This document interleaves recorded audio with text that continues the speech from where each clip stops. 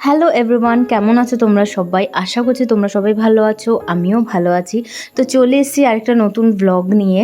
তো দেখতেই পাচ্ছ সকালবেলা কটা বাজে তোমাদেরকে দেখাবো আমি। সো এই সময়টা ও জেগে বসে আছে আর আমার এত ঘুম পাচ্ছিল, আমি কোলের মধ্যে রেখে ওরমভাবেই শুয়ে রয়েছি, শুয়ে রেস্ট নিচ্ছি।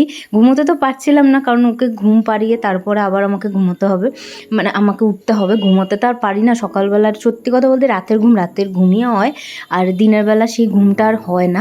এখানে ওর বাবা রেডি হয়ে গেছে, ও বাবা বাড়ি চলে যাবে, তার জন্য ওকে কোলে নিয়ে বসেছিল। তারপর এখানে আমি একটু ব্রাশ করে নিচ্ছি, কারণ ও যেহেতু জেগেছিল, ওকে কোলে না নিলে আমার সম্ভব না। তারপর এখানে দুজনে একটু প্রেমালাপ করছে, বাবার বাপ আর বেটা। তো এখানে দেখো সকালে চাটাও নিয়ে আমি বসে পড়েছি। আর সকালবেলায় এখন একটু চা খাচ্ছি, কারণ চাটা না খেলে না ঘুমের যে রেস্টটা থাকে, কারণ যেহেতু রাতে আধা কাপ ছাড়া ঘুম হচ্ছে, ওই জন্য রাতে যে ঘুমের রেস্টটা থাকে ওটা থেকেই যায়। ওই যে চাটা খেলে একটু সেই রেস্টটা কাটে, ওই জন্য একটু চাটা খাচ্ছি। তারপরে এখানে চাটা খেতে খেতে ওর সাথে আমি গল্প করছিলাম। আর ওখানে দেখো আমাদের ছেলে ঘুমাচ্ছে। ও এই সময়টা সকাল থেকে অনেকটা সময় ও ঘুমায়, প্রায় দুপুর অবধি, 1-2 অবধি ঘুমায়। তার মাঝখানে উঠিয়ে ওকে স্নান করানো হয়, তারপর খাওয়ানো হয়, সব কিছু ওই সময়ের মধ্যেই করিয়ে দেওয়া হয়। এখানে আমি আমার টিফিনটাও নিয়ে এসেছি। ও ঘুমাতে ঘুমাতে আমি সব কিছু করে নিই। আর আয়া যতক্ষণে আসে আমি ওর সামনেই বসে থাকি, ওখান থেকে আমি নড়ি না, কারণ একা রেখে কোথাও যাওয়াটাও তো ঠিক নয়। বাচ্চা যেহেতু অনেকটাই ছোটো, ওই জন্য একা রেখে আমি যাই না। তারপরে আয়া আসলো, এখানে আমাদের ব্যাটারে স্নান করানোর জন্য স্নান করাচ্ছিল। তো এখানে স্নান করে নিল খুব সুন্দর করে। আর ও ঘুম চোখে যেহেতু স্নান করানো হয় না, ও না একটু কাঁদে। তারপরে এখানে আমি একটু উপরে আসলাম, উপরে এসে একটু জামা কাপড়গুলো গুছিয়ে নিচ্ছিলাম। আর আমি না ঠিক মতো জামা কাপড় অত সুন্দর করে পরিপাটি করে ভাঁজ করতে পারি না। তোমরা কারা কারা এরকমই আছো যে অগোছালো করে একটু ভাঁজ করে রেখে দাও? আর অত পরিপাটি আমি ভাঁজ করতে সত্যি কথা বলতে পারি না। তারপরে এখানে দেখো ওই দিনকেই রাতের বেলা একটু ওর পেটে একটু মাসাজ করে দিচ্ছিলাম। আমি রোজ রাতে করে দিই এখন, কারণ ওর একটু গ্যাস হচ্ছে, গ্যাস ফর্ম করছে, ওই জন্য আর কি একটা মাসাজ আমি ইউটিউব থেকে দেখেছিলাম যে কোন মাসাজটা করলে একটু গ্যাসটাও কমবে। তো সেটা দেখে আমি ওকে মাসাজটা করে দিচ্ছিলাম। আর এটা পরদিন সকালবেলা ও খাইয়ে দিয়ে আমি ওর ঢেকুরটা তোলাই। আর আমি যতক্ষণ ও ঢেকুর তোলা আমি এরমভাবে নিয়ে ওকে হাঁটি, কারণ না হলে ওর গ্যাসের সমস্যাটা আরও বেশি বেড়ে যায়। আর এই সময় যেহেতু ব্রেস্টফিড করে, ওই জন্য গ্যাসটা হবেই। তারপর এখানে দেখো প্রচুর বৃষ্টি হয়েছিল, ওই জন্য আর কি পুরো ছোটোখাটো একটা পুকুর টাইপের হয়ে গেছে। এখানে আমরা বেরিয়েছি আমার লাস্ট চেক আপ, যেহেতু স্টিচ তো নয়, পেস্টিংগুলো ঠিকঠাক আছে কি না, আমার সেলাই ঠিকঠাক শুকিয়েছে কি না, সেটা দেখার জন্য ডাক্তার যেতে বলেছিল। তো ওনার জন্য, ডাক্তারের জন্য, যার জন্য আমরা আমাদের পুচকুটাকে হাতে পেয়েছি, তো তাকে তো একটা মিষ্টি দেওয়ার বানতা হয়। তো ওই জন্য আমরা গেছিলাম একটা মিষ্টির দোকানে মিষ্টি কিনতে।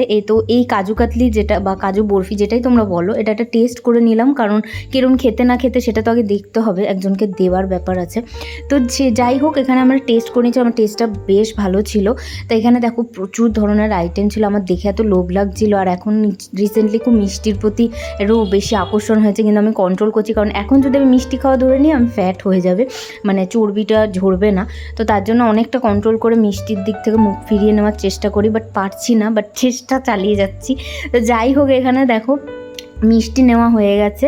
মিষ্টি নিয়ে আমরা চলে গেলাম নার্সিংহোমে গিয়ে দেখছি উনিকে, আমার ওখানে যে রিসেপশনে ছিল সে বলছে উনি ওটিতে আছে, তার জন্য অনেকটা লেট হবে ওনার।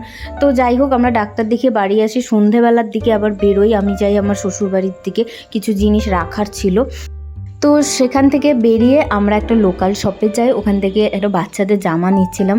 কার জন্য নিচ্ছিলাম না, আমাদেরটার জন্য নয়, আমার একটা বান্ধবী, সেও আমাদের পরপরই আর কি বেবি হয়েছে, তো তাকে দেখতে যাব, ওই জন্য তার জন্য আমরা কি জামা নিচ্ছিলাম। তো 2 সেট জামা নিয়েছি, ওখান থেকে নিয়ে আমরা ওখানে যাই। আর ওইখানে গিয়ে আমি কোনো ভিডিও করিনি, যেহেতু একদম নতুন, আর সবারই একটা পারমিশনের ব্যাপার থাকে যে আমি বাচ্চার মুখ দেখাবো কি দেখাবো না, আমি ওই জন্য কোনো ভিডিও করিনি। আর একদমই ছোট, মুখ দেখানোর প্রশ্নই আসে না। তো ওখান থেকে আমরা তারপরে বেরিয়ে গেলাম। আর যেহেতু আমি বাচ্চা রেখে এসেছি ওই জন্য আমি তাড়াহুড়ো করছি কতক্ষণ আমি এখান থেকে বেরোবো, বাড়ি যাব আর আমাদের পুচকুটাকে আমি হাতে পাবো। তো এই যে হচ্ছে এই বাড়িটাই এসেছি। তো এখন আবার আইসক্রিম খাচ্ছি, কারণ আমার না আইসক্রিমটাও খুব খেতে ইচ্ছা করে। যেহেতু মিষ্টির প্রতি একটা ইয়ে আছে না, তো ওই জন্য কী খাবো, বাইরের তেলে ভাজা ছাজা খাওয়াচ্ছে, আমার মনে হয় আইসক্রিমটা খাওয়াই ভালো। আর আমার না ঠান্ডার ধাঁচ নেই, একদমই নেই। ওই জন্য আর কি আমি নির্দ্বিধায় আইসক্রিমটা খেতে পারি, কারণ আমার ঠান্ডা লাগে না একদমই। তো ওটা আমার মানে টাচুর, ওটা আমার ভগবানের আশীর্বাদ প্রদত্ত। তো ওই জন্য বেবির যে ঠান্ডা লাগবে ওই ব্যাপারটাও নেই। আর এমনিও আমি অনেক রিসার্চ করেছি যে মা যদি ঠান্ডা জিনিস খায়, ঠান্ডার ধাঁচ না থাকলে বেবির কোনো ঠান্ডা লাগার চান্স থাকে না। তো ওখান থেকে আইসক্রিম নিয়ে আমি ও বললো মোমো খাবে, আমি একটাও ছুঁইনি, বিশ্বাস করো, কারণ আমার ইচ্ছে করছিল, বাট আমি ছুঁইনি। কিন্তু আমি actually I am not fan of momo, আমি সত্যি অত মোমো পছন্দ করি না। তো ও খেলো, যেহেতু ওর খিদে পেয়েছিল, ও মোমো খেলো। খেয়ে ওখান থেকে আমি চট করে বেরিয়ে গেছিলাম বাড়ির দিকে, কারণ ওকে রেখে এসেছিলাম কী করছে না করছে, বারবার আমি ফোন করছি আয়াকে কী করছে না করছে, মানে মনটা না এখন ওই বাড়ির দিকেই পড়ে থাকে, যতই বেরোই কী করছে না করছে এইসবই ভাবতে। তো এখান থেকে আমরা বেরিয়ে আবার একটু মাছ কিনতে গেলাম, মানে একদম রানিংয়েই বেরিয়েছি কাঁচরাপাড়া থেকে মাছ কিনতে, স্টেশন বাজারটা আছে ওখান থেকে মাছ কিনলাম, চট করে কিছু মাছ কিনে আর এখন ইলিশগুলো দেখলে এত লোভ লাগে না গাইজ, কি বলবো, মনে হয় যেন খাই, কিন্তু ইলিশ খেলে আবার একটু শরীরও সমস্যা হয়। তো এই ছিল আজকের ব্লগ, দেখা হচ্ছে নেক্সট ব্লগে, till then take care, bye by.